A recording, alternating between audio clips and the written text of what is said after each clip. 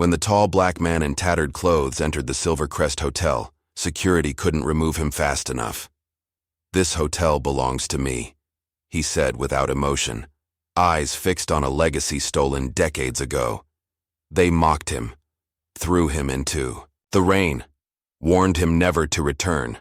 But Elijah Carter had survived worse than ridicule: 15 years in prison on fabricated charges, 30 years on streets that weren't meant to be his home.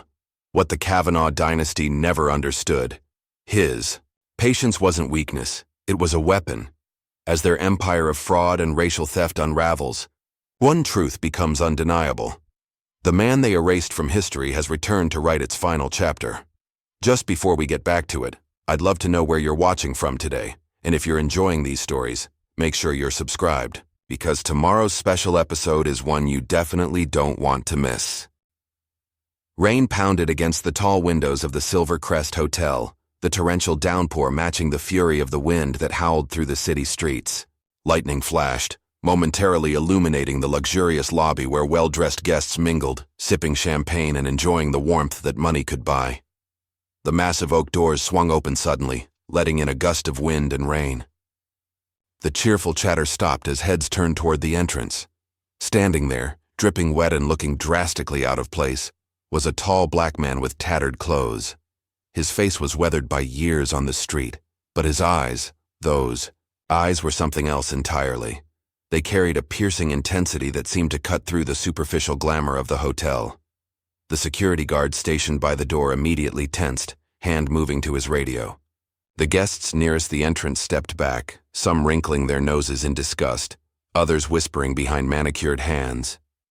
It was as if someone had opened a door to another world, one they preferred to pretend didn't exist in their city. The homeless man didn't seem bothered by their reactions. He walked forward with surprising dignity, his worn boots leaving wet footprints on the marble floor. An old burlap sack hung over his shoulder, its contents hidden but clearly precious to him by the way he gripped it.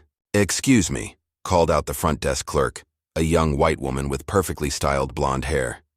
"Sir, you can't be in here." Her voice was tight with forced politeness.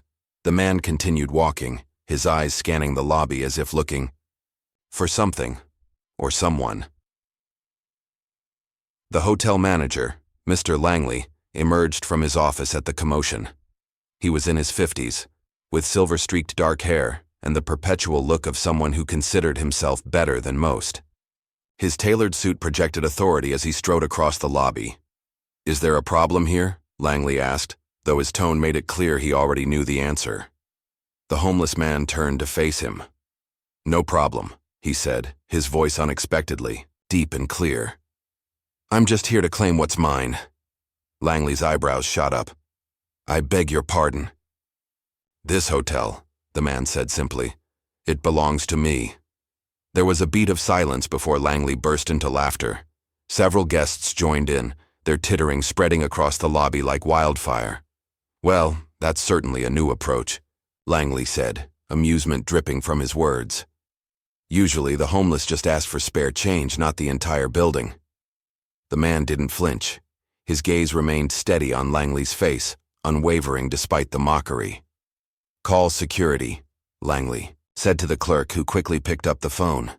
Within moments, a burly security guard named Bradley appeared. He was tall, with broad shoulders and a military-style haircut. His uniform stretched tight across his chest.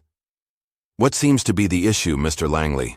Bradley asked, eyeing the homeless man with obvious contempt. "This gentleman," Langley said, with exaggerated courtesy, "believes he owns the Silvercrest. Would you kindly show him out?" Bradley stepped forward, grabbing the man's arm. "Come on, old-timer. We don't do handouts here." The homeless man didn't resist, but he didn't move either. Instead, he slowly reached into his worn sack, causing Bradley to tense. But rather than a weapon, the man pulled out an aged yellow document, the edges frayed and delicate with time. "Check your records," the man said calmly, holding out the paper. "My name is Elijah Carter. This hotel stands on land that belongs to me." Langley's smile turned cold as he snatched the document from Elijah's hand. He glanced at it briefly before letting out another laugh, louder than before. "You must be joking," he announced for everyone to hear. "A man like you could never own a place like this." He emphasized the word "you" with such disdain that his meaning was unmistakable. A black homeless man could never have a legitimate claim to such wealth. The guests murmured their agreement, some shaking their heads at the audacity of the claim. But among the staff watching from the sidelines, not everyone was convinced. Amanda Williams, a young black woman who worked as a receptionist, observed the scene with growing unease. There was something about the old man's confidence that didn't match that of a typical scammer or mentally ill person seeking shelter.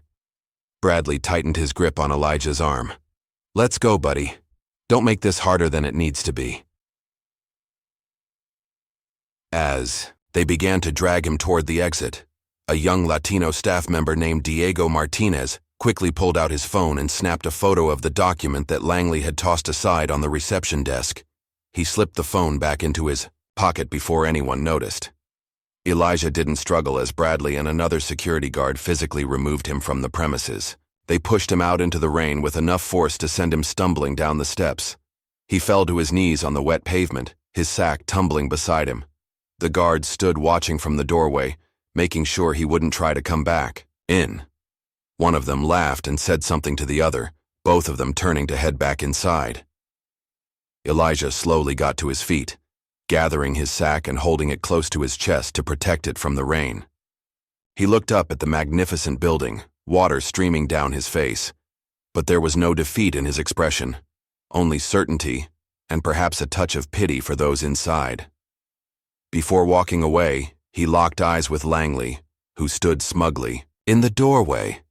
"You laughed," Elijah said, his voice carrying despite the rain. "You won't be laughing for long." Langley rolled his eyes and turned away, closing the door on the homeless man and the storm. Inside, the hotel quickly returned to normal. Glasses clinked, laughter resumed, and the brief interruption was dismissed as nothing more than an amusing anecdote to share later. That night, long after his shift had ended, Diego sat in his small apartment, his face illuminated by the glow of his phone screen. He zoomed in on the photo of the document he'd taken earlier. As he read the faded text, his expression changed from curiosity to shock. With trembling fingers, he sent a text message to Amanda. "You won't believe this." Amanda's phone buzzed as she was getting ready for bed. Diego wasn't someone who texted her often, and certainly not at this hour. She opened the message, frowning at the cryptic words. Before she could reply, another message came through. A photograph of the document the homeless man had presented. It was barely legible in the phone image, but she could make out what appeared to be a land deed from decades ago. And there it was. The name Elijah Carter, alongside another name she couldn't quite make out. "Is this real?" she texted back. "I think so," Diego replied. "Going to dig deeper tomorrow." Amanda stared at her phone for a long moment. Something about the old man's demeanor had struck her. The dignity, the certainty, not the behavior of someone making false claims. "Be careful," she texted. "See you tomorrow." She slept poorly that night, dreams filled with piercing eyes and rain-soaked documents. The next evening, Amanda stayed late after her shift ended. Most of the staff had gone home, leaving the vast hotel eerily quiet except for the night crew. She made her way to the small office where they kept older records, files that hadn't yet been digitized. The room was dusty and cramped, with filing cabinets lining the walls and boxes stacked in corners. Amanda wasn't sure exactly what she was looking for, but she knew she had to start somewhere. She began with property records from the 1970s, when the hotel was first built. Hours passed as she dug through yellowed papers and faded photographs. Her back ached from hunching over files, but then she found something. A newspaper article from 1975 announcing the development of a luxury hotel. It mentioned two business partners, Bennett Kavanaugh and Elijah Carter, described as a rising entrepreneur. Amanda sat back in her chair, heart pounding. The homeless man hadn't been lying, at least not entirely. Elijah Carter had been connected to the hotel's beginnings. Digging further, Amanda found more mentions of Carter in documents from the mid-70s, but then, mysteriously, his name disappeared from the records around 1987. From that point on, Only Bennett Kavanaugh was listed as the owner, and later, his son Jonathan, who currently ran the hotel. Amanda was so engrossed in her search that she nearly jumped out of her skin when her phone buzzed. It was another text from Diego. "Someone's following me. I have more pictures. We'll try to send..." The message cut off abruptly. Amanda texted back immediately.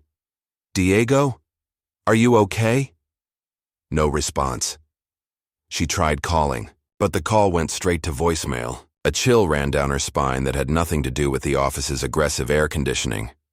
Amanda gathered the most important documents she'd found, making quick copies on the ancient copier in the corner. She slipped them into her bag and left the records room, locking it behind her. The next morning, Amanda arrived for her shift early, hoping to catch Diego before work started. But he wasn't at his usual station. When she asked another staff member about him, the woman just shrugged. He didn't show up. Manager's pissed. Said if he doesn't call in, he's fired. A knot formed in Amanda's stomach. She tried Diego's phone. Again, still straight to voicemail.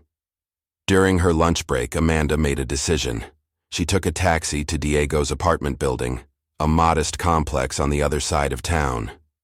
She knocked on his door repeatedly, but there was no answer. A neighbor poked his head out of an adjacent apartment.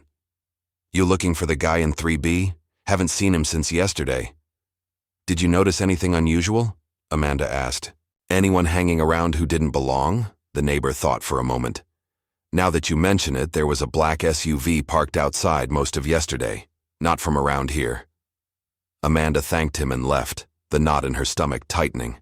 When she returned to the hotel, she went straight to her station at the reception desk, trying to act normal despite her racing thoughts. As she settled in, she bumped her knee against the underside of the desk and felt something stuck there. Glancing around to make sure no one was watching, she reached under the desk and found a small folded note taped to the bottom. She peeled it off and discreetly opened it under the counter. Written in neat block letters were the words, "Some things are meant to stay buried." Amanda's hands trembled as she quickly refolded the note and slipped it into her pocket. Someone knew she was looking into Elijah Carter's claims, and that someone was watching her. Throughout her shift, Amanda couldn't shake the feeling of being observed. Each time the lobby doors opened, she flinched, half expecting to see men in suits coming for her. But her day passed uneventfully, at least on the surface. That evening, Amanda made a decision. The hotel had a rarely used attic where the oldest records were stored, files deemed too unimportant to keep accessible but too significant to throw away. If there was any evidence of what had happened between Elijah Carter and Bennett Kavanaugh, it would be there. The attic was accessed through a narrow staircase in the service area of the hotel. Amanda waited until most of the staff had left before making her move. She took the service elevator to the top floor, then slipped into the stairwell that led to the attic. The space was dark and musty, illuminated only by a single bulb hanging from the ceiling. Amanda pulled out her phone and turned on the flashlight. Function, sweeping it across rows of shelves and boxes. Everything was coated in a thick layer of dust. Clearly, no one had been up here in years. She started with the boxes labeled 1980s, figuring that would be the period when Elijah Carter vanished from the records. Most contained mundane operational documents, budget reports, employee records, maintenance logs. But in a box labeled Legal Affairs 1985-1989, Amanda found what she was looking for. It was a property deed from 1976, showing both Elijah Carter and Bennett Kavanaugh as co-owners of the land where the Silver Crest now stood. Unlike the records downstairs, this document hadn't been altered. Elijah Carter's name was still there, plain as day. Amanda's hands shook as she used her phone to take photos of the deed. This was proof that the homeless man's claims had merit. But proof of what, exactly? What had happened to make Elijah Carter disappear from later records? As Amanda was about to put the document back, the work phone in her pocket rang, startling her so badly she nearly dropped it. The caller ID showed the hotel's main number. Cautiously, she answered. "Hello?" "Walk away," said a deep voice she didn't recognize. "You don't want to end up like Diego." The line went dead. Amanda stood frozen in the attic, heart hammering against her ribs. The threat couldn't have been clearer. She quickly gathered the documents she'd found, took photos of anything that seemed relevant, and hurried back to the stairwell. As she descended the stairs, she nearly collided with James Wilson, the head of security. He was a tall, imposing man with a permanently stern expression. "Working late, Amanda?" he asked, his tone casual but his eyes sharp. "Just finishing up some filing," she lied, clutching her bag tightly. James nodded slowly. "Be careful in those old stairwells. Easy to have an accident when no one's around." The implied threat made Amanda's blood run cold, but she maintained her composure. "I'll be careful. Good night, James." She walked away, feeling his eyes boring into her back. What Amanda didn't know was that her activities had already been reported to Jonathan Kavanaugh, the current owner of the Silver Crest and son of Bennett Kavanaugh. In his penthouse office, at the top of the hotel, Jonathan sat behind a desk of polished mahogany, listening as James described Amanda's suspicious behavior. "She's digging," James concluded, "and she's been in contact with Diego before he decided to leave town."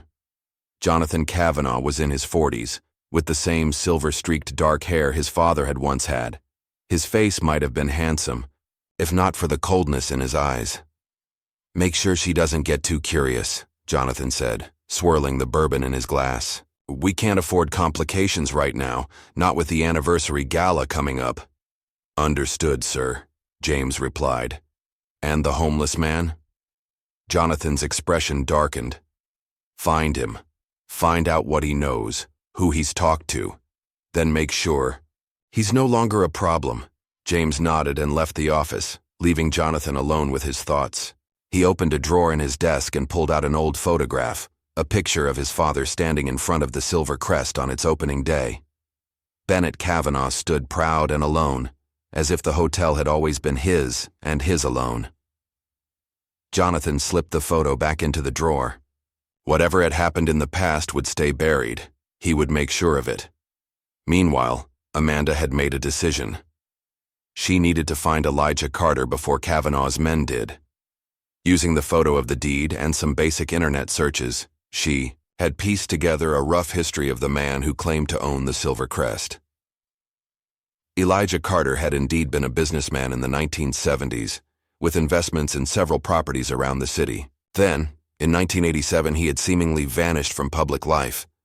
There were no recent records of him anywhere, no address, no social security benefits, nothing to indicate what had happened to him after his disappearance from the hotel's records.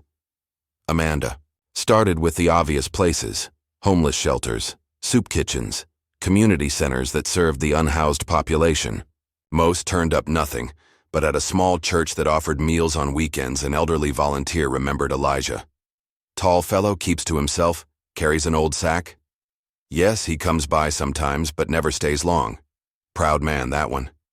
"Do you know where I might find him?" Amanda asked. The volunteer hesitated, eyeing Amanda suspiciously. "Why are you looking for him? He in some kind of trouble?" "No," Amanda assured her. "Actually, I think he might have been wronged a long time ago. I want to help him." The volunteer studied Amanda's face, then nodded slowly. "There's an alleyway near the old Marshall building. He sometimes stays there. But be careful. He doesn't trust easily." Amanda thanked her and left, hope mixing with apprehension in her chest. Night was falling as she made her way to the location the volunteer had mentioned. The streets grew quieter and less welcoming as she walked, the gleaming skyscrapers of downtown giving way to neglected buildings and empty lots.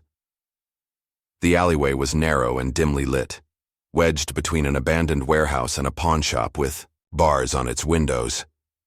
Amanda hesitated at the entrance, suddenly aware of how vulnerable she was. "You found the truth, didn't you?"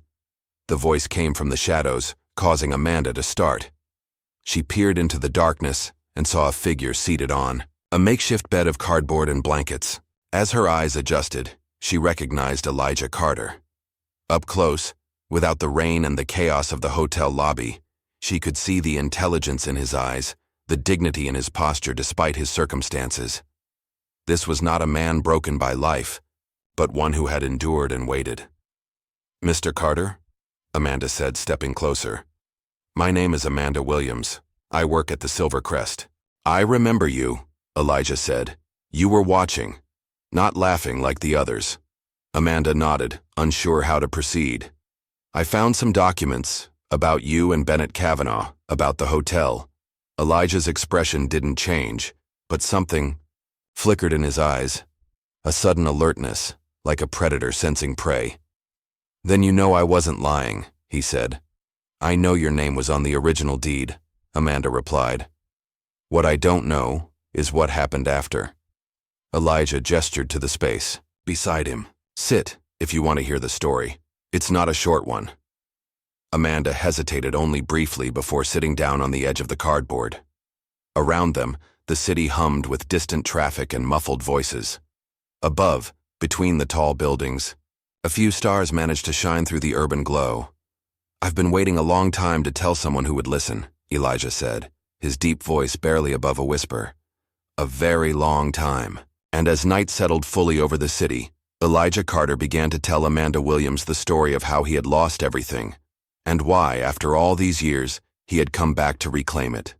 Little did they know, they were being watched from the shadows. A figure stood at the far end of the alley, phone to ear, reporting their location to Jonathan Kavanaugh.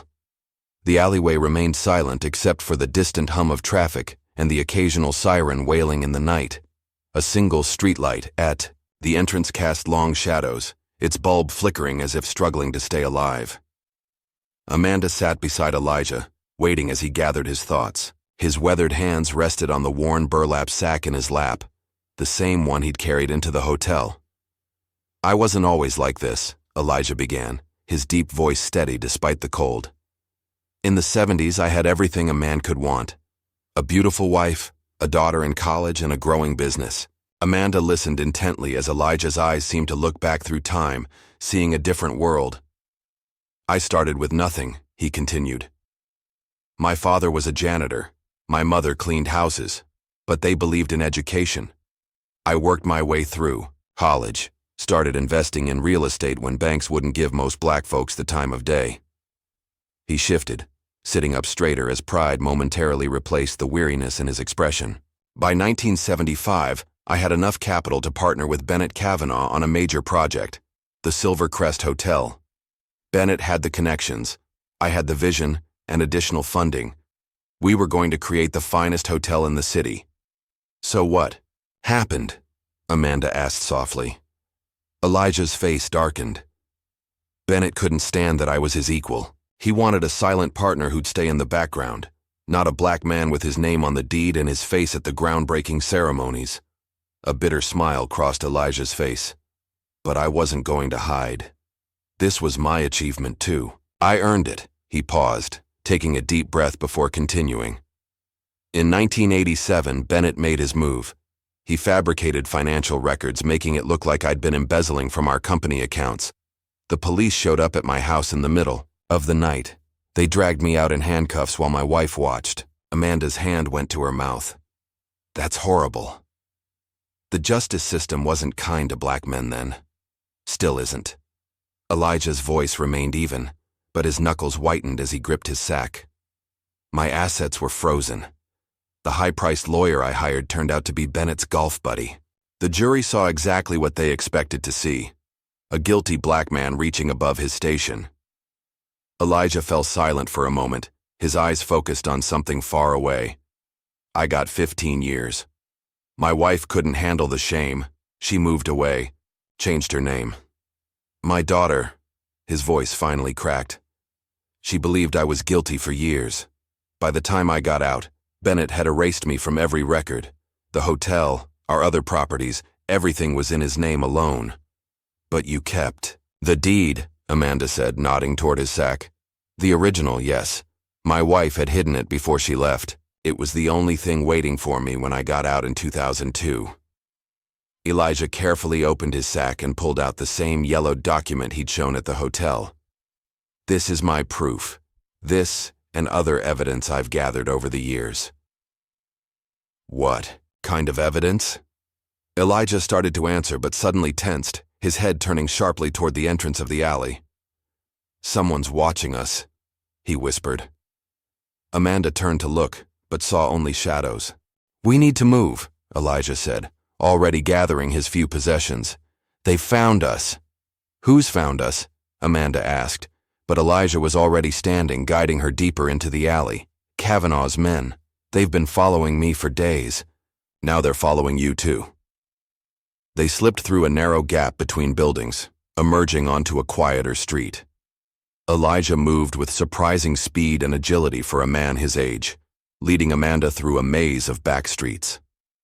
"Where are we going?" she asked, struggling to keep up. "Somewhere safe," was all he said.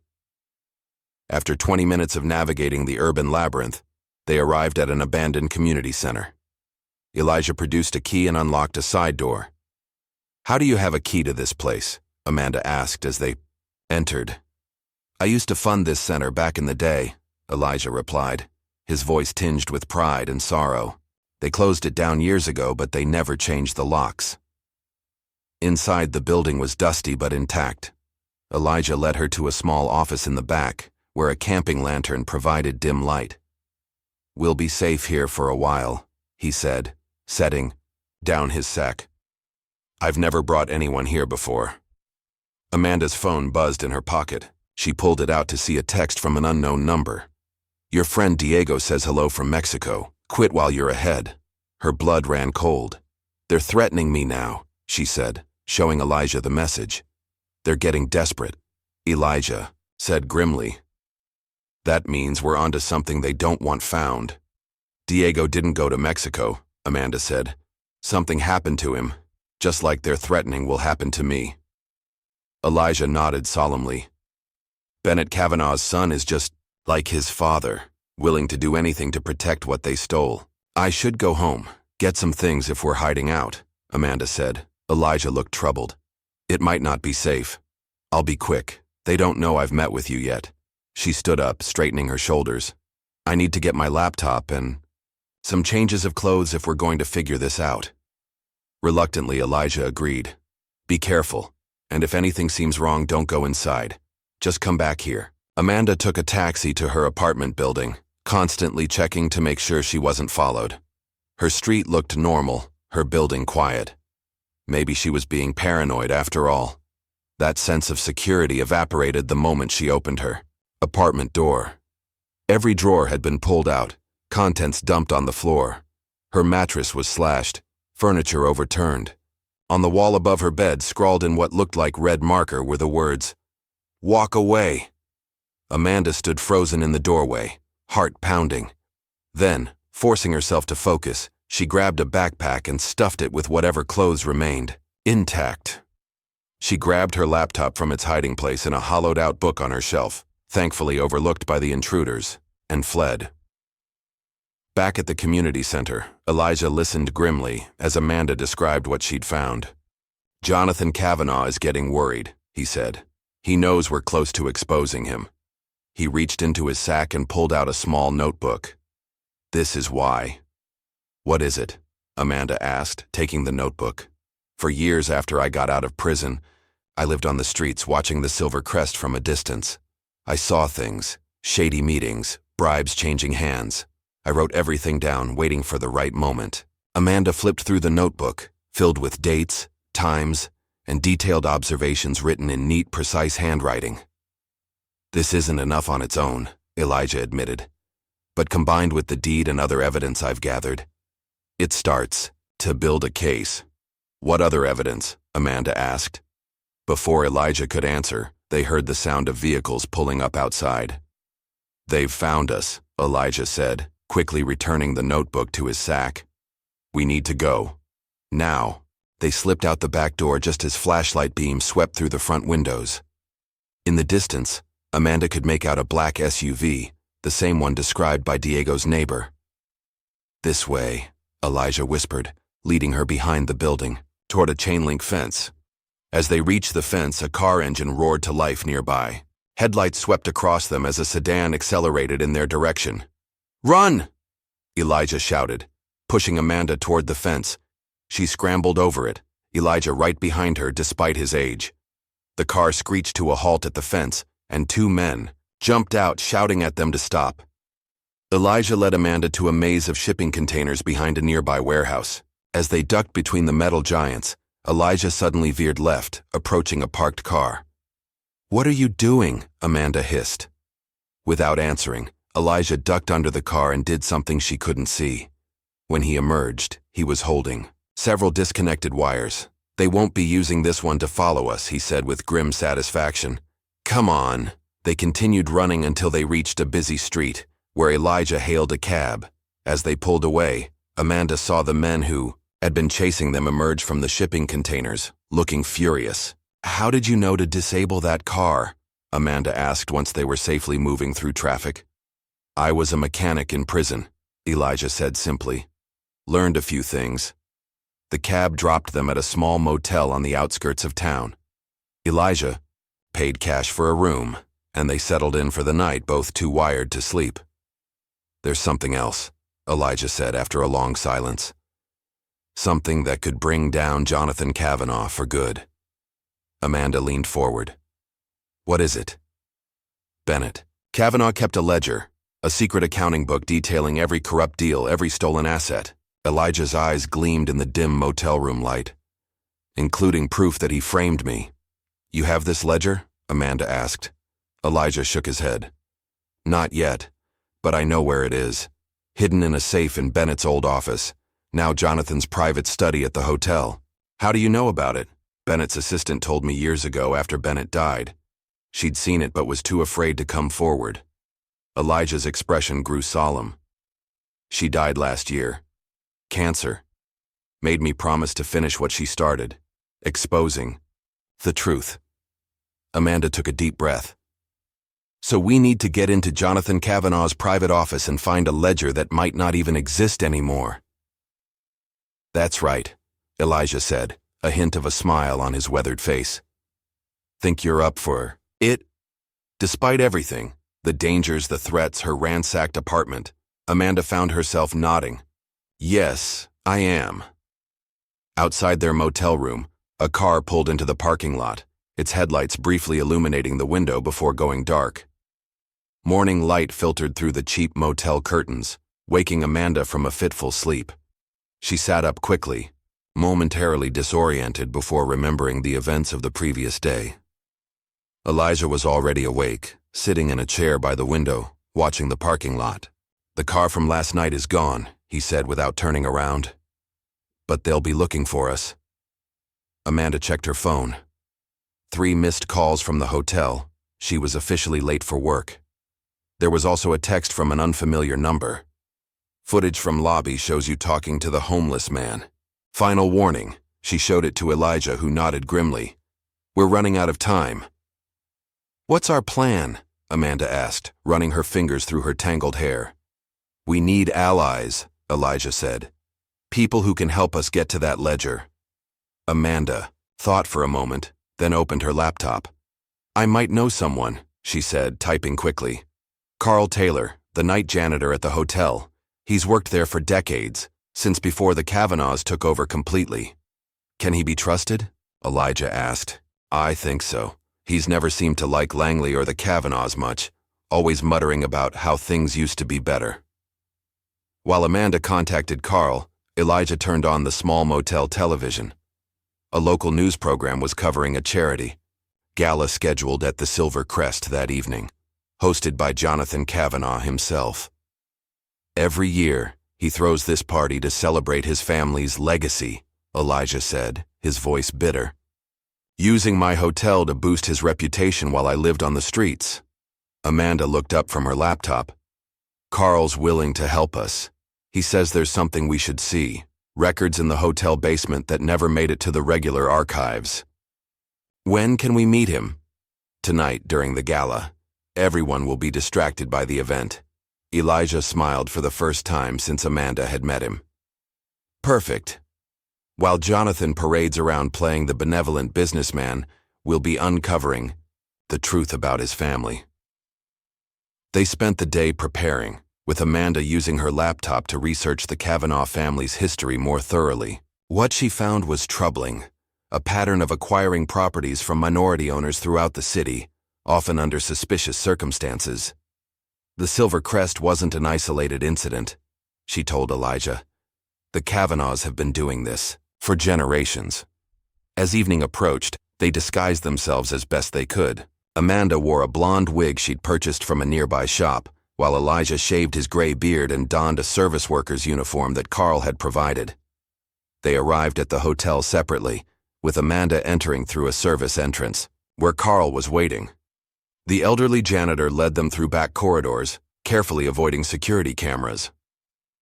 "I've worked here for 42 years, Carl said as they descended a rarely used staircase. "Seen 3 generations of Kavanaughs come and go, never trusted any of them." "Did you know Elijah back then?" Amanda asked. Carl nodded. "Everyone knew Mr. Carter. He was a good man, treated the staff with respect, not like Bennett Kavanaugh." He glanced at Elijah. "I never believed what they said about you, sir." Elijah's eyes softened. "Thank you, Carl. That means a lot." The basement of the Silver Crest was vast and labyrinthine, with sections that predated the hotel itself. Carl led them to an old record room that had been converted to storage, pulling a key from his pocket. "They think I just keep cleaning supplies in here," he said with a wink, unlocking the door. "But I've been collecting things over the years.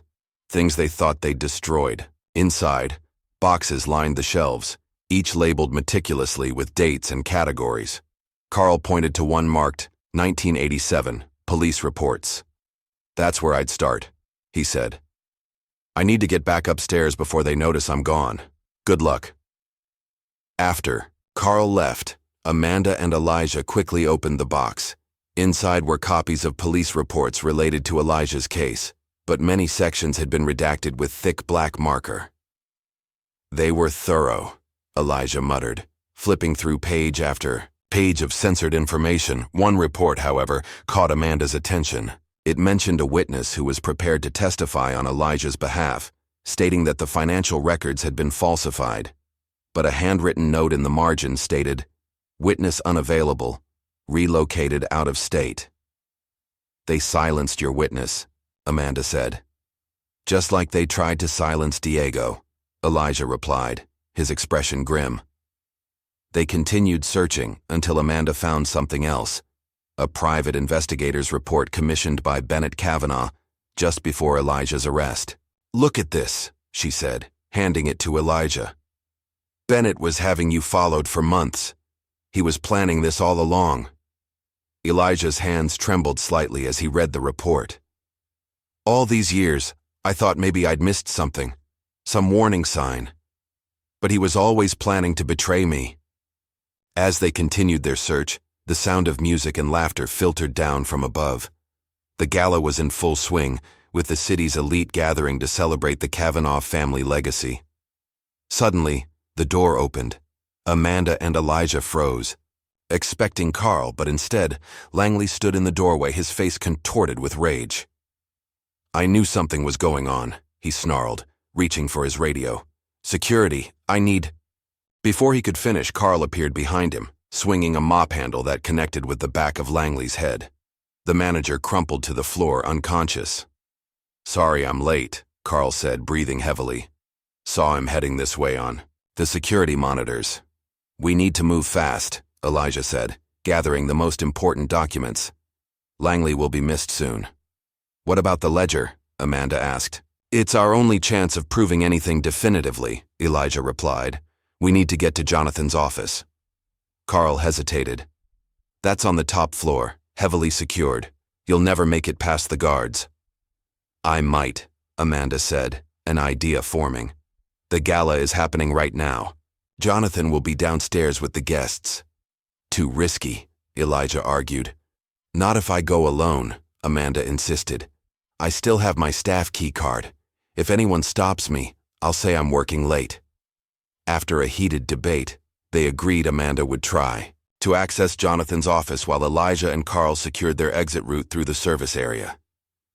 Amanda made her way upstairs, heart pounding with each step.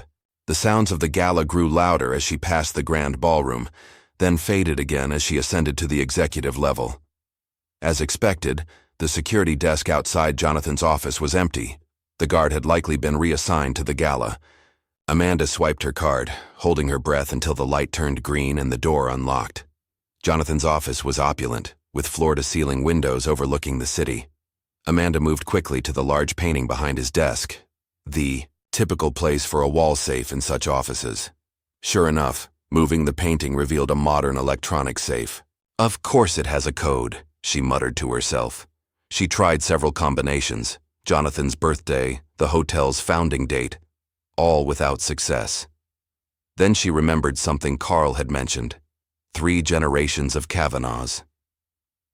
She tried Bennett's birth year, 1940, nothing. Then she tried an earlier date, 1915, the birth year of Bennett's father, the first Kavanaugh to establish the family fortune.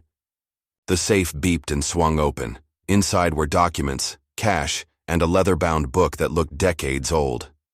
Amanda grabbed the book, flipping it open to confirm it was the ledger Elijah had described. Pages of handwritten entries detailed transactions, bribes, and notes, including several explicit mentions of the plot against Elijah Carter. One entry from April 1987 read, "Paid Wilson $15,000 to forge financial records for Carter case, worth every penny to remove him permanently." Amanda quickly took photos of the most damning pages, then tucked the ledger into her bag. As she closed the safe and replaced the painting, the office door opened.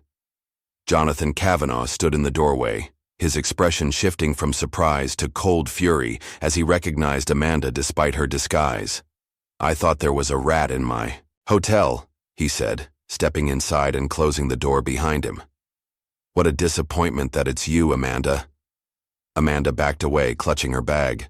"I know what your father did to Elijah Carter," she said, trying to keep her voice steady. "And I know you've continued his legacy of theft and corruption." Jonathan smiled, a chilling expression that never reached his eyes.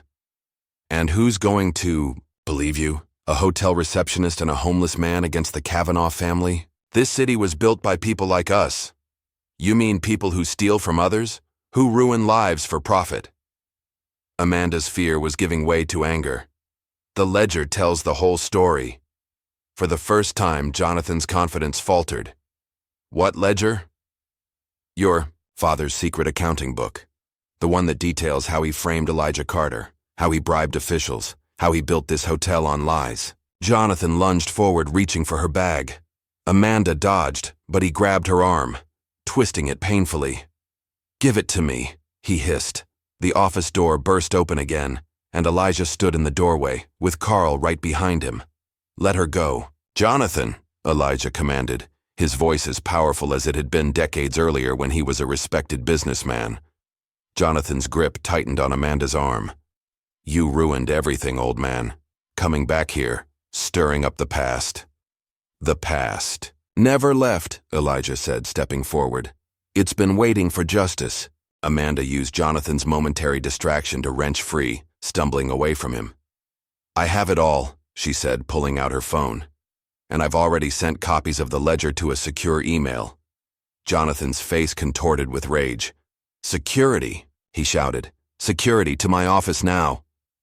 "They're busy with an incident downstairs," Carl said with a sly smile. "Someone pulled the fire alarm. The gala is in chaos." Elijah moved to Amanda's side, facing Jonathan across the desk that had once been his partner's. "It's over, Jonathan. Your father stole my life, my reputation, my future. You won't get away with it, too." "You have nothing," Jonathan sneered, though his voice lacked conviction. "My lawyers will bury you." "Not this time," Amanda said, scrolling through her phone. "Look." She turned the screen toward Jonathan, showing a message from an unknown number. Diego's number. It read, "Safe," and talking to reporter Banks, sending him everything. Jonathan's face paled. Frank Banks was a notorious investigative journalist who had been trying to find dirt on the Kavanaugh family for years. "Diego's alive?" Amanda asked, hope in her voice. "And talking to the press," Elijah added, a triumphant gleam in his eye. "You thought you could bury the truth forever, but you were wrong." The sound of approaching footsteps signaled security was finally responding to Jonathan's call. Elijah grabbed Amanda's arm. "We need to go. Now!" They hurried from the office, with Carl leading them down a service corridor. Behind them, they could hear Jonathan shouting orders to find them, to stop them at any cost. They had the ledger. They had the evidence. But they were still in danger. As they burst through a side exit into the cool night air, Amanda's phone buzzed with another message from Diego. "Meet at the dock warehouse. Banks is waiting." They hailed a taxi, constantly checking to ensure they weren't followed. Amanda glanced at Elijah, seeing not a homeless man but a dignified businessman reclaiming his rightful legacy. "We did it," she whispered. "We found the proof." Elijah's eyes were fixed on the hotel as it receded in the distance, its illuminated sign glowing against the night sky. "Not yet," he said quietly, "but we're close. Closer than I've been in 30 years. Behind them, lights flashed as police cars pulled up to the Silver Crest. The final showdown was just beginning. The taxi sped through the nighttime streets, weaving through late-night traffic as Amanda kept glancing nervously out the rear window. Beside her, Elijah sat still as stone, the ledger clutched tightly in his weathered hands. Carl had gone his separate way, promising to meet them later. "Too dangerous for all of us to travel together," he'd insisted. Amanda's phone buzzed again. She looked down, expecting another message from Diego. Instead, what she saw made her blood run cold. An unknown number had sent a photo, a blurry image of a man tied to a chair in what looked like a warehouse. Though his face was partially obscured, she recognized Diego immediately. Below the image was a simple message. "He's still alive, but not for long." "Elijah," she whispered, showing him the phone. His expression hardened as he studied the image. "It's a trap." "But what if they really have him?" Amanda pressed, fear evident in her voice. "We can't just abandon him." "That's exactly what they want," Elijah replied, his voice low and measured. "To lure us out where they can take the ledger and eliminate all witnesses." The taxi pulled up a few blocks from their intended destination, another precaution Elijah had insisted on. As they paid and stepped out into the cold night air, Amanda couldn't shake the image of Diego from her mind. "Something doesn't add up," she said as they walked, keeping to the shadows between streetlights. If that last text really came from Diego, how could they also be holding him? Elijah nodded grimly. "Someone's lying. Question is, which message is the trap?" Amanda stopped suddenly, a realization hitting her. "We need to know who leaked our location at the hotel. How did Jonathan know to come up to his office while I was there?" "Good question," Elijah conceded. "We trusted Carl, but—" "I'm not sure it was Carl," Amanda said, pulling out her phone and quickly navigating through files. "Before everything went crazy, I made a copy of the security footage from today. Let me check something." She opened a video file, fast-forwarding to the hours before the gala. In the silent footage, she could see herself speaking briefly with Elijah in a quiet corner of the lobby, then going their separate ways. Minutes later, Langley appeared in the frame, watching her leave. He pulled out his phone, made a brief call, then smirked. "Langley," Amanda whispered. "He saw us and called Jonathan right away." "That explains why he came down to the basement," Elijah reasoned. "He was already on to us." They resumed walking, now more cautious than ever. The docks loomed ahead, a labyrinth of warehouses and shipping containers, their breath fogged in the cold air as they moved silently between buildings, listening for any sign of pursuit. Amanda's phone rang, startling them both. The screen showed the same unknown number that had sent the photo of Diego. After exchanging a glance with Elijah, she answered but didn't speak. "I don't know what you think you've found," came Jonathan Kavanaugh's smooth, controlled voice. "But I promise you, it won't matter when this is over." "It's already over, Jonathan," Amanda replied, hearing the tremor in her own voice despite her attempt to sound confident. "We have the ledger. We have the evidence. You can't bury the truth anymore." "Truth?" Jonathan laughed coldly. "Truth is whatever the powerful say it is. Always has been, always will be. Ask your friend Diego if you don't believe me. Oh wait, you can't." "If you've heard him, you'll what?" Jonathan interrupted. "Call the police? With what proof? A homeless man's wild claims and some ancient book that could easily be dismissed as a forgery? The Kavanaugh name means something in this city. Yours doesn't. The call ended abruptly, leaving Amanda shaking with rage and fear. Elijah placed a steadying hand on her shoulder. He's desperate, Elijah said. That's good, it means we have him worried. They continued toward the meeting point, a warehouse at the far end of the dock complex. According to Diego's message, this was where they would meet Frank Banks, the investigative journalist. But now, neither was sure if they could trust that message. Meanwhile, in a different warehouse across the dock complex, Diego Martinez struggled against his restraints. Blood trickled from a cut above his eye, but his gaze remained defiant as he stared at his captors.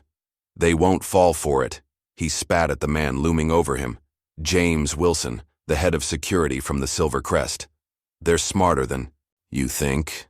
Wilson delivered another backhanded slap across Diego's face. Keep telling yourself that, kid. Meanwhile, your friend Amanda is walking right into our trap. Behind him, a burly man with a shaved head checked his watch impatiently. They should have been at the meeting point by now. Maybe they're not coming. They'll come, Wilson assured him. They have nowhere else to go. And when they do... He left the sentence unfinished, patting the gun holstered at his side. Diego's eyes widened in brief panic before he controlled his expression again. You're all just shadows trying to block out the sun, he said, echoing words he'd heard Elijah speak once. You can't stop what's coming, Wilson laughed and turned away. Keep an eye on him, he instructed the other man. I'm going to check in with the boss. Back at the Silver Crest, Jonathan Kavanaugh paced his office, phone pressed to his ear. Dewey-o. Gala continued below, most guests unaware of the drama unfolding. Langley stood nearby, nervously adjusting his tie. No sign of them yet, James reported through the phone. But we have men at all the possible meeting points. They won't escape. They better not, Jonathan hissed. That ledger cannot get out. My father was a fool to keep it all these years. Don't worry, sir. We'll find them, recover the ledger, and tie up all the loose ends permanently. After hanging up, Jonathan turned to Langley. Get back downstairs. Keep the guests happy. If anyone asks, there was a minor kitchen incident, nothing to worry about. Langley nodded and hurried out, leaving Jonathan alone with his thoughts. He walked to the bar and poured himself a generous glass of scotch, downing it in one gulp. Then he opened a desk drawer and removed a small revolver, checking that it was loaded before tucking it into his jacket. Some matters required a personal touch. Amanda and Elijah had reached the perimeter of the warehouse where they were supposed to meet Diego and Frank Banks. No lights were visible inside, and the surrounding area seemed deserted. I don't like this, Elijah murmured, surveying the building. Too quiet. Amanda nodded in agreement. If this is where an investigative journalist is waiting for a major story, there should be some sign of activity. They circled the building, staying in the shadows, looking for any indication that Diego or Banks might be inside. Instead, they spotted two men with earpieces posted at the back entrance, trying to look inconspicuous and failing. Kavanaugh's men, Elijah whispered. Just as I thought, it's a trap. So where's the real Diego? Amanda asked. And is there even a journalist involved at all? Elijah considered for a moment. The photo they sent. Did you notice anything about the background? Amanda pulled out her phone, examining the image more carefully. It's dark, but there's some kind of logo on the wall behind him. Can barely make it out. She zoomed in as much as the blurry image would allow. Looks like Anderson Shipping? There's an abandoned Anderson Shipping warehouse on the north side of the docks, Elijah said. I used to own shares in the company, before everything was taken from me. You think that's where they're holding Diego? Elijah nodded. It would be like Jonathan to use something connected to my past. His father always had a twisted sense of irony. They retreated quietly, making their way toward the north side of the dock complex. The night had grown colder, and few workers were around in this industrial area at such a late hour. The silence was broken only by the distant sound of waves, lapping against the piers and the occasional horn of a boat out on the water. The Anderson Shipping warehouse loomed ahead of them, dark and seemingly abandoned. Unlike the previous building, this one showed no signs of surveillance or guards, which made Amanda even more suspicious. "This feels too easy," she whispered. "They're not expecting us here," Elijah replied. "They think we're heading to their trap." They found a side door with a rusty padlock that Elijah managed to break with a piece of rebar he found nearby. Years on the streets had taught him resourcefulness, if nothing else. The door creaked as they eased it open, both freezing at the sound. When no response came, they slipped inside. The warehouse was cavernous and dark, filled with abandoned shipping crates and forgotten equipment. Their footsteps echoed despite their attempts to move silently. "Diego?" Amanda called softly, her voice still carrying in the empty space. No answer came. They moved deeper into the warehouse, using their phone flashlights to navigate. In the center of the building was a small office with windows overlooking the main floor. Through the dusty glass, Amanda could make out a shape, someone sitting in a chair. "There!" she whispered, pointing. They approached cautiously, Elijah taking the lead. The office door was unlocked, another detail that raised Amanda's suspicions. Inside, Diego sat bound to a chair, head slumped forward. "Diego!" Amanda rushed. To his side, checking for a pulse. "He's alive. Diego, can you hear me?" Diego's eyes fluttered open. When he recognized Amanda, they widened in panic. "It's a trap," he croaked through split lips. "Get out! Now!" Too late. The lights suddenly blazed on, momentarily blinding them. The sound of multiple footsteps surrounded the office as armed men poured in from hidden positions throughout the warehouse. "Well, well," came a familiar voice. "I knew you'd figure it out eventually." Amanda blinked against the harsh light to see Jonathan Kavanaugh standing in the doorway, flanked by James Wilson and several security men. Jonathan held a gun pointed casually in their direction. "The ledger," he demanded, extending his free hand. "Give it to me now, and perhaps I'll only have one of you killed as an example to the others." Elijah stepped forward, placing himself between Jonathan and Amanda. "You're just like your father," he said, his voice steady despite the danger. "Always underestimating me." Jonathan's smile faltered slightly. "The ledger, old man. Now." Elijah slowly reached into his coat, but instead of the ledger, he pulled out something else, a small digital voice recorder. He pressed play, and Jonathan's voice filled the small office. "Truth is whatever the powerful say it is. Always has been, always will be." "What is this?" Jonathan demanded, his composure slipping. "Insurance," Elijah replied.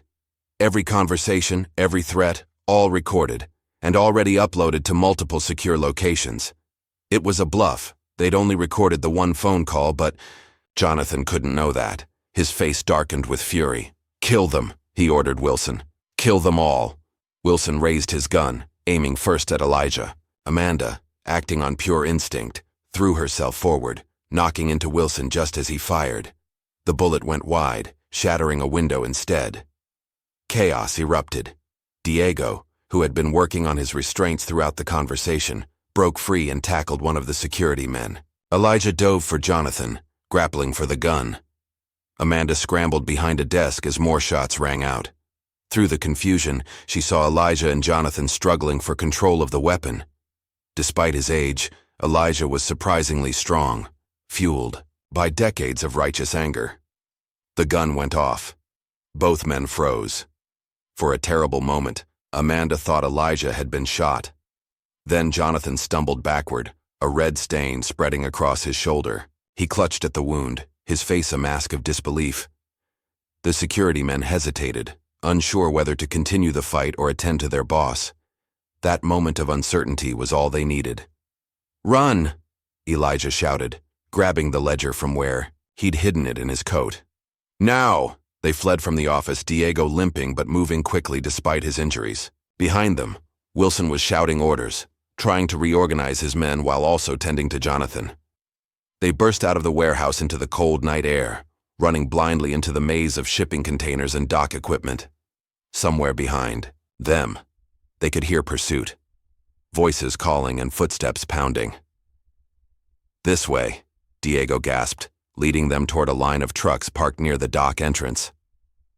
"I have a friend who works here. He'll help us." They reached the trucks just as their pursuers emerged from the warehouse. Wilson spotted them immediately. "There they are!" he shouted, raising his gun.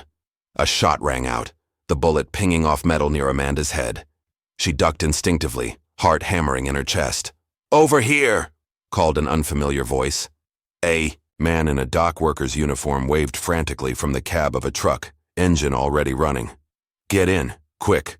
They climbed aboard as more shots flew around them. The driver, Diego's friend, threw the truck into gear and accelerated away from the docks, tires screeching on the pavement. "Thanks, Eddie," Diego said, collapsing into a seat, his face pale from pain and exhaustion. "Man, when you said you might need a quick getaway, I didn't think you meant from armed gunmen," Eddie replied, eyes wide in the rearview mirror.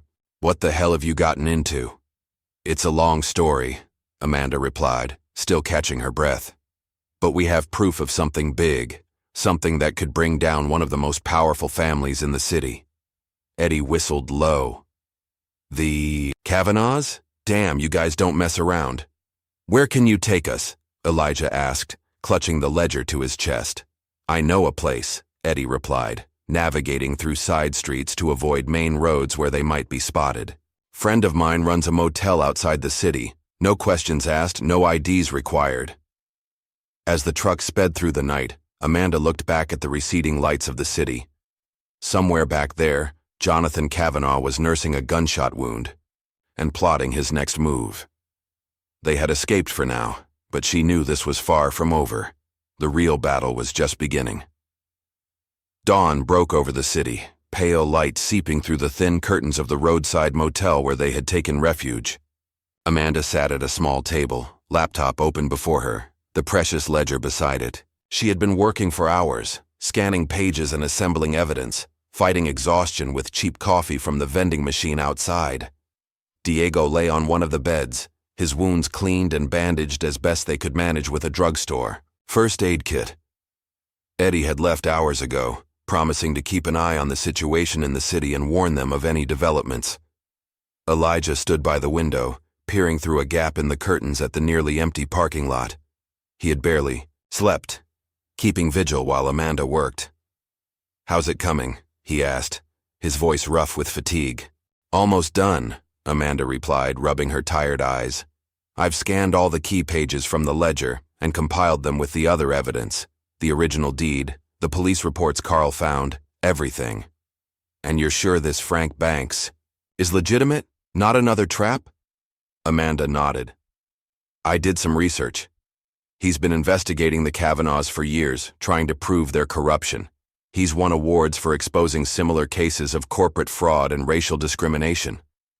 I still don't understand how they intercepted our communications with him," Diego said, wincing as he sat up on the bed. "They must have hacked your phone when they had you," Amanda suggested. "Set up the fake meeting to ambush us while making us think we were meeting Banks." "So what now?" Elijah asked, moving away from the window to sit across from Amanda. "We can't trust any electronic communication." Amanda typed a few more keystrokes, then sat back with a small smile of satisfaction. "We don't have to. I just uploaded everything to a secure server and sent access instructions to every major news outlet in the city, including Frank Banks." "You what?" Diego exclaimed, sitting up too quickly and grimacing in pain. "It's the only way," Amanda explained. "If the information is everywhere, they can't suppress it. Too many people will have seen it."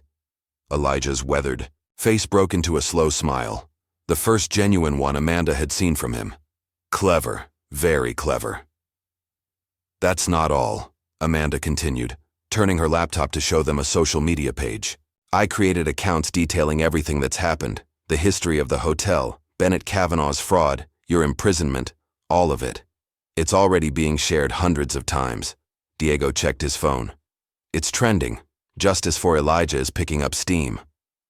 "The gala," Elijah said suddenly. "It's still going on today." Amanda nodded. "The main event is tonight. All the city's elite will be there. Politicians, business leaders, media." "The perfect stage," Elijah mused, a gleam in his eye. "You can't be serious," Diego protested. "Going back there would be suicide. They'll be looking for us everywhere." "Not everywhere," Amanda countered, an idea forming. "The hotel will be packed with guests, staff, and media. We could use that as cover." "It's too dangerous," Diego insisted. "Maybe not," Elijah said slowly. Jonathan was shot. He'll need medical attention. That will distract him, and he can't alert the authorities without explaining how he got shot. And the evidence is already public, Amanda added. They can't stop it from spreading now. Diego still looked unconvinced, but he was outnumbered. So what's the plan? He finally asked. We need to get inside that gala, Amanda said. Make sure everyone there sees the truth about the Kavanaugh family legacy. They spent the day preparing. Amanda continued to monitor the online spread of their evidence, pleased to see it gaining traction. Several journalists, including Frank Banks, had reached out through the secure channel she'd established, asking for more information and verification. Elijah made calls to old contacts, people who had known him before his fall, who might still remember the man he had been. Most numbers were disconnected, most names forgotten. But a few responded, shocked to hear from a man many believed was dead. Martha Reynolds, Elijah said after one such call, his voice thick with emotion. She was my secretary back in the day. She's agreed to help us. Can she be trusted? Diego asked, still wary after their recent betrayal. With my life, Elijah confirmed. She tried to testify in my defense during the trial, but they blocked her. She's been waiting for this day almost as long as I have. By late afternoon, they had cobbled together a plan. Martha would meet them near the hotel with credentials and appropriate clothing. As a respected business consultant now, she had an invitation to the gala and could arrange for additional passes. What about Jonathan? Diego asked. He'll recognize us immediately. Not if we're careful, Amanda replied. And remember, he's injured. He might not even be there. As evening approached, they left the motel and took a series of buses and taxis to avoid being tracked, eventually meeting Martha at a coffee shop 3 blocks from the Silver Crest. Martha Reynolds was in her 70s now, her hair silver and styled elegantly, her posture still ramrod straight. When she saw Elijah, her composed facade cracked briefly, tears welling in her eyes. Elijah, she said, embracing him tightly. All these years, I never stopped believing in you. Thank you, Martha, Elijah replied, returning the embrace. For everything. Martha quickly regained her professional demeanor, handing them each a small envelope. Your credentials for tonight. Amanda, there's a dress in the back of my car that should fit you. Diego, a suit that I hope is your size. Elijah? She paused, a smile touching her lips. I saved something special for you. From a garment bag, she withdrew a beautifully tailored tuxedo. It's not exactly the same as the one you wore to the hotel's grand opening in 1976, but close enough. Elijah touched the fabric reverently. Martha, I don't know what to say. Say, you'll finally get justice, she replied firmly. That's all the thanks I need. They changed at Martha's nearby apartment, transforming from fugitives into gala attendees. The effect was startling. Amanda barely recognized herself in the elegant black dress and subtle makeup Martha had provided. Diego looked distinguished, in a well-fitted suit despite his bruises, which Martha had skillfully concealed with makeup. But the most dramatic transformation was Elijah's. Dressed in the tuxedo, his beard trimmed and hair combed back, he no longer resembled the homeless man who had been thrown out of the Silver Crest. He stood tall, dignified, a glimpse of the successful businessman he had once been, and perhaps could be again. Remember, Martha instructed as they prepared to leave. I'll introduce you as business associates from out of town. Amanda, you're my assistant. Diego, you're a potential investor. Elijah. She hesitated. I'll be myself. Elijah said firmly. No more hiding. Martha nodded in understanding. The ledger? Safe, Amanda assured her, patting her clutch bag where she had hidden a flash drive containing all their evidence. And already spreading online.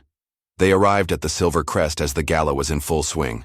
Limousines lined the circular drive, disgorging elegantly dressed guests who filed up the steps into the brightly lit lobby. Security was visible but discreet, checking invitations at the door. Martha led them confidently past the security check, her impeccable reputation earning them barely a second glance. Inside, the hotel had been transformed. Crystal chandeliers cast a warm glow over the crowd, while elaborate floral arrangements adorned every surface. A string quartet played softly in one corner, nearly drowned out by the murmur of conversation, and occasional bursts of laughter. No sign of Jonathan, Diego murmured, scanning the room as they accepted champagne from a passing waiter. He'll be here, Elijah predicted. He wouldn't miss his moment of glory, injured or not. They circulated cautiously through the crowd, Martha smoothly introducing them to various guests. No one recognized Elijah. Decades on the street had changed. His appearance enough that even old acquaintances saw only a distinguished older gentleman, not the man they had once known. Amanda kept one eye on her phone, monitoring the spread of their evidence online. "It's exploding," she whispered to Elijah. "Major news sites are picking it up. Larger Kavanaugh corruption is trending nationally now." As if on cue, several guests around them began checking their phones, their expressions changing from curiosity to shock as they encountered the growing scandal. Whispers spread through the ballroom, heads turning, fingers pointing discreetly at various Kavanaugh family portraits adorning the walls. Then a hush fell over the crowd, as Jonathan Kavanaugh himself appeared at the top of the grand staircase. He wore a perfectly tailored tuxedo, his arm in a sling, explained away no doubt as a minor accident. His face was pale but composed as he descended to join his guests. "Ladies and gentlemen," he announced, voice carrying across the now quiet ballroom. "Welcome to the annual Silvercrest Gala, celebrating my family's legacy of excellence and service to this community." Polite applause followed, though Amanda noticed it was less enthusiastic than might have been expected. More guests were checking their phones, their expressions growing troubled. "For 3 generations," Jonathan continued, "the Kavanaugh family has prided itself on integrity and vision. This hotel stands as a testament to that legacy. A legacy of theft and racial discrimination," a voice interrupted. Not Elijah's or Amanda's, but Frank Banks's, the investigative journalist. He stood near the bar, digital tablet in hand. "A legacy built on stolen dreams and falsified documents." Jonathan's smile froze. "Mr. Banks, always a pleasure. But perhaps we could save your creative interpretations for another time?" "This isn't interpretation," Banks countered, holding up his tablet. "It's documentation, your father's own records, detailing how he framed and imprisoned his black business partner to steal this hotel." A murmur rippled through the crowd. Jonathan's face darkened. "Security," he called sharply. "Please escort Mr. Banks out. He's clearly had too much to drink." 2 security guards moved toward Banks, but hesitated as several guests, including a state senator and the city's deputy mayor, stepped between them. "I'd like to hear what he has to say," the senator said, her voice carrying authority that made the guards pause. Jonathan's composure began to crack.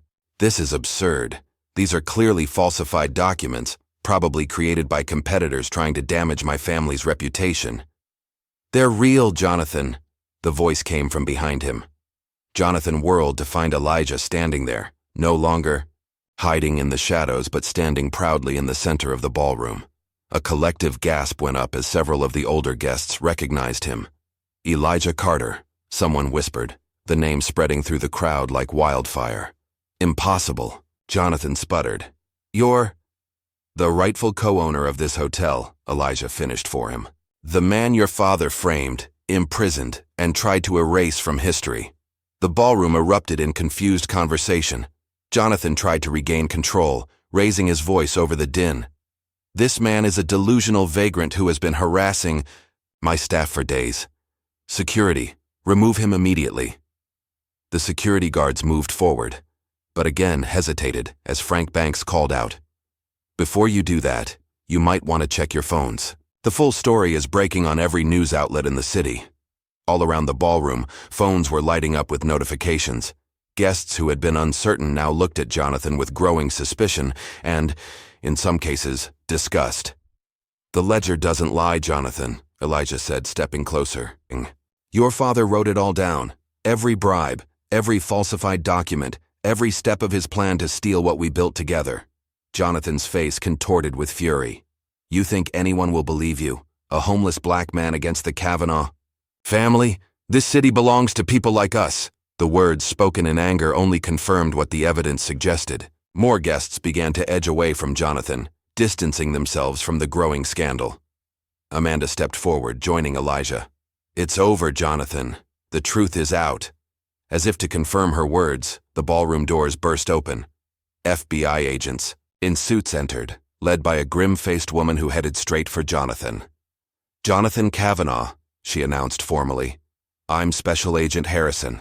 We have a warrant for your arrest on charges of conspiracy, fraud, obstruction of justice, and attempted murder. This is outrageous, Jonathan spluttered. I demand to speak to my lawyer. You'll have that opportunity, Agent Harrison assured him coolly. After we process you. As the agents led Jonathan away, the gala dissolved into chaos. Media who had been covering the event now rushed to capture the arrest. Guests either fled, not wanting to be associated with the scandal, or clustered in groups, eagerly discussing the dramatic turn of events. Amanda found herself standing beside Elijah, watching the scene unfold. How does it feel? She asked quietly. Elijah's eyes were fixed on the Kavanaugh family portrait hanging above the main staircase. Like waking up from a very long nightmare, he replied. But it's not over yet. He was right. This was just the beginning. The arrest would make headlines, but the legal battle to reclaim what was rightfully his would be long and complex. Still, for the first time in decades, Elijah Carter stood in the hotel he had helped create, not as an intruder, but as its rightful owner. Outside the Silver Crest, a crowd had gathered as news of the scandal spread. People held up phones showing images of the original deed with Elijah's name, clips from news reports about the corrupt Kavanaugh empire, and signs hastily made demanding justice. As Jonathan was led to a waiting FBI vehicle, the crowd parted to reveal a surprising sight. Dozens of elderly black residents from the city, some in wheelchairs, some leaning on canes. They stood in silent testimony, many holding old photographs of businesses they had once owned in the same neighborhood as the Silver Crest. They came, Martha said, appearing at Elijah's side. I called them this afternoon. Survivors, like you. People who lost everything to the Kavanaughs, and others like them. Elijah's stoic composure finally broke as he looked at the faces of those who, like him, had endured decades of injustice. Tears tracked silently down his weathered cheeks. In that moment, standing framed in the doorway of the Silver Crest, Elijah Carter became more than just a man reclaiming his property. He became a symbol of resistance against decades of systematic theft and discrimination, a living embodiment of the truth that had been buried for too long. The dynasty built on lies was finally beginning to crumble. The hours following Jonathan Kavanaugh's arrest were a blur of flashing cameras, shouted questions, and hastily arranged interviews. Elijah, Amanda, and Diego had been whisked away by FBI agents to give formal statements, their testimony crucial to building the case against the Kavanaugh empire. Now, well past midnight, they sat in a quiet conference room at the local FBI. Field office exhaustion etched on their faces. You should all get some rest, Special Agent Harrison advised, closing the folder containing their statements. We'll have agents stationed outside your hotel rooms for protection. What about Jonathan? Amanda asked. Is he still in custody? Harrison's expression tightened slightly. His lawyers are already working on bail arrangements. The Kavanaughs still have powerful friends despite tonight's events. So he could be released? Diego asked incredulously. Possibly by morning, Harrison confirmed. But don't worry, he'll be monitored. He's not going anywhere. Elijah, who had been quietly staring at his reflection in the conference room window, finally spoke. You don't know the Kavanaughs like I do. Money and power can make monitoring devices malfunction and records disappear. Harrison didn't argue. In her line of work, she'd seen enough to know Elijah's concerns weren't unfounded. What's our next move? Amanda asked Elijah as they were escorted to a nearby hotel, not the Silver Crest, but a modest establishment where they'd be less conspicuous. We need the ledger analyzed by forensic accountants, Elijah replied. And we need to find others who might have documentation of the Kavanaugh's corruption. I can help with that, Diego offered. Now that the story's public, people might come forward who were afraid before. Despite the security outside their rooms, none of them slept well. Decades of injustice weren't erased by one night's victory, and they all knew the hardest part still lay ahead. Proving Elijah's claims in court against the formidable legal team the Kavanaughs would undoubtedly assemble. Morning arrived with news they'd feared. Jonathan Kavanaugh had indeed secured bail. His release was the top story on local stations, the cameras capturing his confident stride as he left the courthouse surrounded by expensive suits and practiced smiles. "My family has served this city for generations," he told the press, his injured arm now in a more substantial cast than the previous night's discreet sling. "These baseless accusations are nothing more than an attempt by competitors to tarnish our legacy. The truth will prevail." Amanda shut off the television in disgust. "He still believes he can talk his way out of this." "Because he usually can," Elijah replied, tying his shoes. He was dressed in clothes Martha had brought him, simple but dignified attire befitting the businessman he once was, rather than the homeless man he'd been forced to become. The Kavanaughs have been beating the system for decades. "But not this time," Diego insisted. "We have the ledger, the documents, witnesses. He can't escape all of that." Elijah's phone rang. Another gift from Martha, who'd insisted he needed to be reachable. Frank Banks was calling. "Elijah," the journalist said without preamble. "Jonathan's on the move. My source says he's called in his security team for some kind of operation. Whatever he's planning, it's happening fast." "Where is he?" Elijah asked, instantly alert. "Headed toward the docks. A private boat's being prepared." Elijah thanked him and hung up, quickly explaining to the others. "He's running, or planning something worse." "We need to tell the FBI," Amanda insisted, already reaching for her phone. "There's no time," Elijah countered. "By the time they mobilize and cut through red tape, Jonathan will be gone. We need to move now." "We can't just confront him ourselves," Diego protested. "The man tried to have us killed last night." "I'm not suggesting a confrontation," Elijah clarified. "Just surveillance. We follow, gather evidence of his escape attempt, and contact authorities when we know exactly where he is." Neither Amanda nor Diego looked convinced, but they recognized the determination in Elijah's eyes. After decades of waiting for justice, he wasn't about to let Jonathan slip away. They left immediately, evading their protective detail with surprising ease. Martha had arranged a car for them, a nondescript sedan that wouldn't attract attention. Diego drove, following Elijah's directions toward the docks where they'd confronted Jonathan the previous night. There, Amanda spotted it first, a sleek black SUV parked near a private marina. That's the same vehicle his security used before. They parked at a distance and continued on foot, keeping to the shadows of shipping containers and maintenance buildings. The morning was gray and overcast, a fine mist hanging in the air, limiting visibility, a blessing for their covert approach. As they drew closer to the marina, they could make out several figures standing beside the SUV. Jonathan was there, gesturing emphatically to James Wilson and two other security men. A sleek yacht was docked nearby, its engines already humming in preparation. "He's definitely running," Diego whispered. "We should call Agent Harrison now." Amanda was already dialing, but then something caught Elijah's attention. A second vehicle, pulling up, a white van with tinted windows. "Wait," he said, placing his hand over Amanda's phone. "Something else is happening." The van's side door slid open, and two burly men emerged, dragging a third figure between them. A man with a hood over his head, hands bound behind his back. "Oh my God," Amanda gasped. "They've got someone." Elijah's blood ran cold as he recognized the jacket the captive was wearing. It was Carl, the night janitor who had helped them. "They must have grabbed him after we separated," Diego said, his voice tight with anger. "He knows too much." "They're going to kill him," Elijah said with certainty. "Take him out on that boat and make sure he never testifies," Amanda finished, her call to Harrison, but her expression was grim as she hung up. "They're sending people, but it'll take at least 15 minutes for them to get here." "Carl doesn't have 15 minutes," Elijah said, his jaw set with determination. What are you suggesting? Diego asked, though he already knew the answer. A distraction, Elijah replied. Something to delay them until the FBI arrives. That's suicide, Amanda protested. There are at least 5 of them, all armed. I'm not planning to fight them, Elijah assured her. Just keep their attention while you two circle around and get Carl out of there.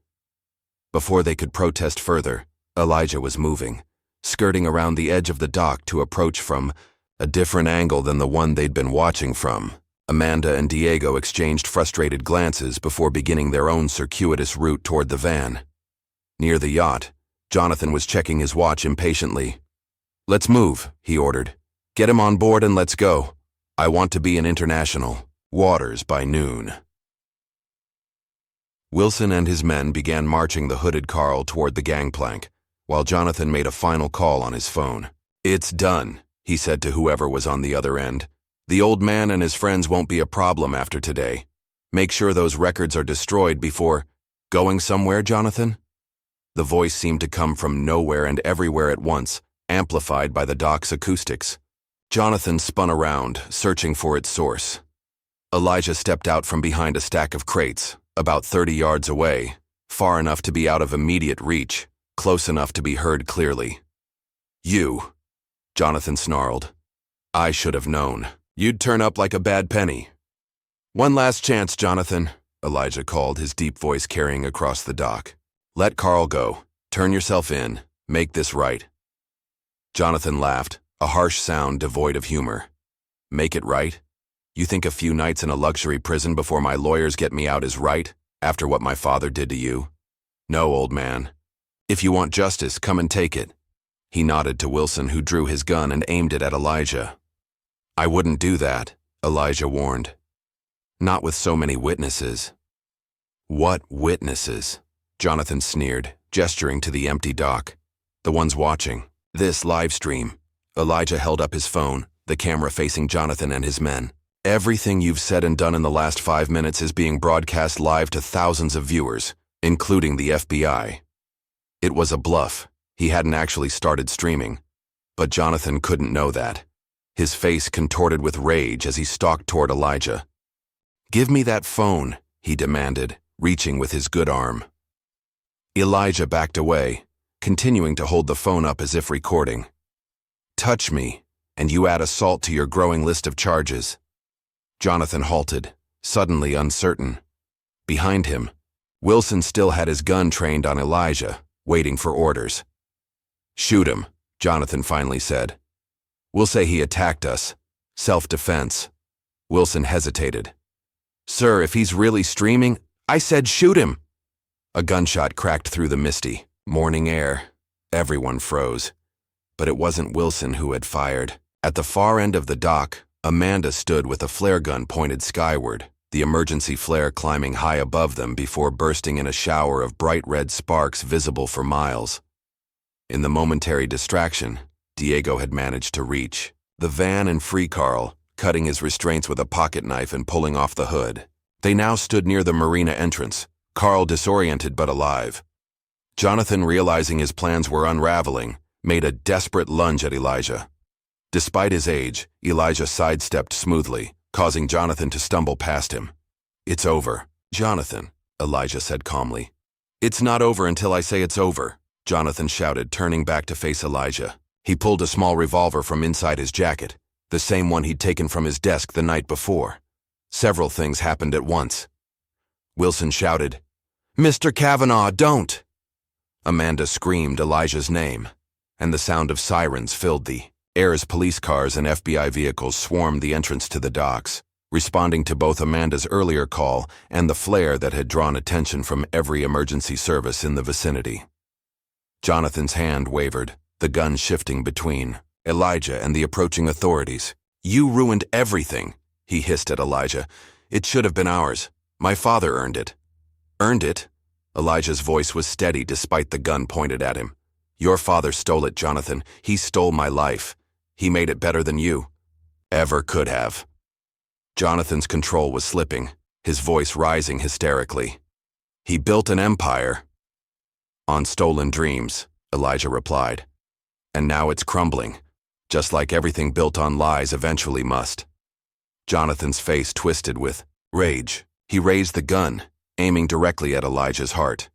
A shot rang out. Jonathan staggered backward, a look of shock on his face. But he wasn't hit. One of his own security men, not Wilson, but another, had fired, the bullet striking Jonathan's revolver and knocking it from his hand. "Enough," the security guard said firmly. "I didn't sign up for murder." Before Jonathan could react, FBI agents swarmed the dock, weapons drawn. Agent Harrison led the charge, immediately securing Jonathan while other agents detained Wilson and the remaining security personnel. "Elijah Carter," Harrison called. "Are you all right?" Elijah nodded, the adrenaline of the confrontation finally catching up with him. He felt suddenly tired, not just from the morning's events, but from the weight of decades fighting for this moment. Amanda and Diego rushed to his side, supporting him as his knees threatened to buckle. "You did it," Amanda said, tears in her eyes. "It's really over." Elijah watched as agents led Jonathan away in handcuffs, the fallen hotel magnate still shouting threats and promises of legal retribution. But his words now sounded hollow, the desperate protests of a man who knew his dynasty was finished. "Looks like I own this place after all," Elijah murmured, a hint of his old spirit returning as he met Jonathan's furious gaze one last time. 3 months later, the grand ballroom of the Silver Crest Hotel was packed once again. But this time, the crowd gathered for a very different purpose. The room had been transformed, the ostentatious Kavanaugh family portraits replaced with photographs and newspaper clippings documenting the real history of the hotel and the community it had once displaced. Elijah stood at the podium, looking out over the assembled guests. He wore a tailored suit that fit him perfectly, no longer a costume to help him blend in, but a reflection of his restored status. At 73, he stood straight and proud, the years of homelessness beginning to fade from his appearance, though not from his memory. "Today is not just about the reopening of this hotel under its rightful ownership," he began, his deep voice carrying effortlessly through the room. "It's about acknowledging a history that was deliberately erased and beginning the work of making amends." The courtroom battle had been shorter than anyone expected. Once the FBI began investigating, they'd uncovered far more than just the fraud against Elijah. The Kavanaugh empire was revealed to be built on decades of corruption, bribery, and racial discrimination. Faced with overwhelming evidence, Jonathan had accepted a plea deal that included substantial prison time and the forfeiture of numerous properties, including the Silver Crest. Proving Elijah's ownership had been surprisingly straightforward with the original deed, Bennett Kavanaugh's ledger, and testimony from former employees like Martha Reynolds. The court had awarded him not just ownership of the hotel, but substantial damages for his wrongful imprisonment and the theft of his property. "The journey from that rainy night when I first walked back into this lobby to today has been remarkable," Elijah continued. "But I didn't walk it alone." He gestured to the front row, where Amanda, Diego, and Carl sat alongside Martha Reynolds and Frank Banks. All had played crucial roles, not just in exposing the truth, but in helping Elijah navigate the complex legal and business challenges of reclaiming his legacy. "Some of you have asked why I wanted this hotel back," Elijah said, his gaze sweeping across the room. "After all, I could have taken the settlement money and lived comfortably anywhere. Why fight for a building that was the symbol of so much pain?" The room grew quiet, everyone leaning forward slightly to hear his answer. "Because this was never just about a building," Elijah explained. "It was about the principle that no one should be able to steal another person's dream and get away with it. It was about showing that justice, though delayed, can still come. And most importantly, it was about creating something meaningful from the ashes of that injustice." He gestured to the renovation plans displayed on easels around the ballroom, blueprints for the new Silver Crest that would include a museum documenting the history of Black entrepreneurship in the city, a community center offering business education and legal support for minority owners, and a foundation to help those wrongfully convicted rebuild their lives after prison. "The Kavanaughs saw this hotel as a monument to their wealth and power," Elijah said. "I see it as a platform for lifting others up, for telling stories that were silenced, and for creating opportunities that were denied to so many. In the weeks following Jonathan's arrest, others had come forward with similar stories of being forced out of businesses or homes by the Kavanaughs and other powerful families. Many had lost everything and never recovered. Elijah had reached out to each one, offering legal support from a team of attorneys who'd agreed to work pro bono on such cases. Today, we don't just celebrate one man getting his property back, Elijah continued. We celebrate the beginning of a movement to address historical wrongs and create a more equitable future. Among the crowd were faces both familiar and new. City officials who'd quickly distanced themselves from the Kavanaughs once the scandal broke. Community activists who'd been fighting similar battles for years. And most movingly, elderly black residents who remembered when Elijah Carter had been a rising star in the business world before his fall. One of them, a woman in her 80s who'd once owned a thriving restaurant near the hotel, called out from the audience, "We never believed what they said about you, Elijah. We knew the truth." Elijah's composure cracked slightly, emotion visible on his face before he collected himself. "Thank you, Margaret. Your faith means more than you know." Amanda, now formally employed as the hotel's community outreach director, watched Elijah with pride. The past 3 months had been intense as they'd worked to transform the hotel's operations, culture, and reputation. The staff had been retained, but retrained, with an emphasis on dignity and respect for all guests, regardless of appearance or background. Mr. Langley had been one of the few employees who didn't survive the transition. He'd been dismissed immediately, his condescending attitude toward staff and guests deemed incompatible with the new Silver Crest. He was currently facing his own legal troubles, having been implicated in some of Jonathan's schemes. As Elijah concluded his remarks, the crowd rose in a standing ovation. He stepped back from the podium, momentarily overwhelmed by the journey that had brought him here, from a cold sidewalk to the stage of the hotel he'd helped conceive nearly 5 decades earlier. The celebration continued well into the evening, with tours of the renovated spaces and presentations on the community programs that would soon launch. Throughout it all, Elijah moved through the crowd with grace, shaking hands and sharing stories, no longer invisible as he had been for so many years. Later, as the event wound down, Amanda found Elijah standing alone in the lobby, gazing up at the new sign that had replaced the old Silver Crest logo. The new design incorporated elements of African and African American art alongside modern architectural motifs, a visual representation of the blending of cultures and histories the hotel now celebrated. "Penny for your thoughts?" she asked, joining him.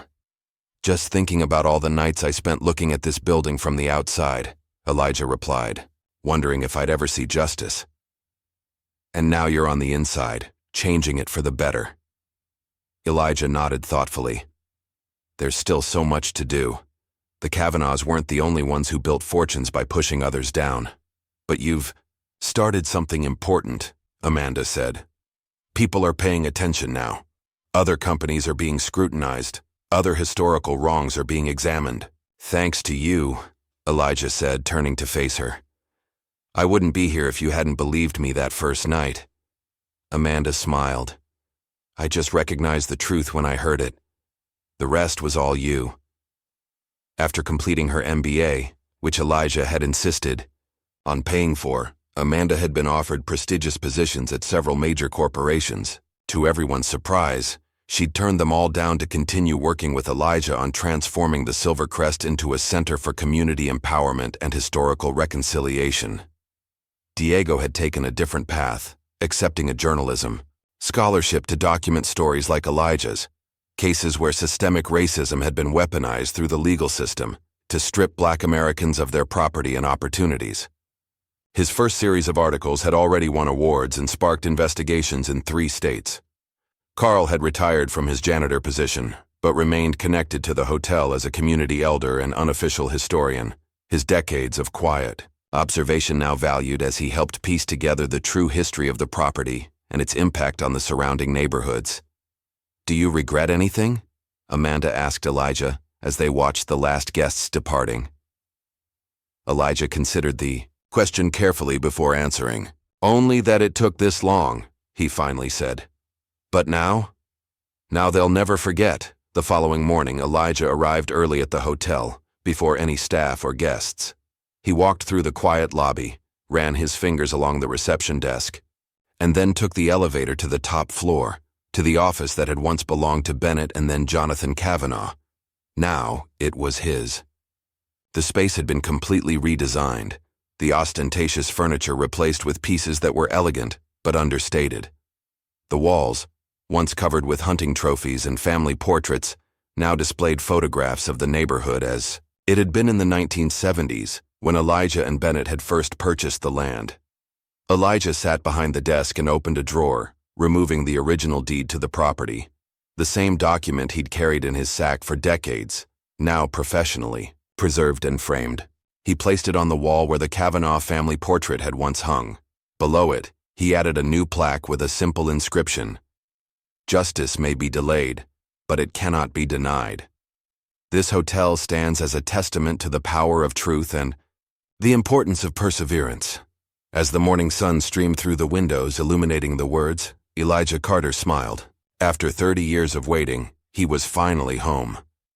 Some legacies are written in marble and gold, others in patience and unwavering truth. If you found Elijah Carter's journey compelling, like this video and subscribe for more stories of redemption, justice, and untold histories.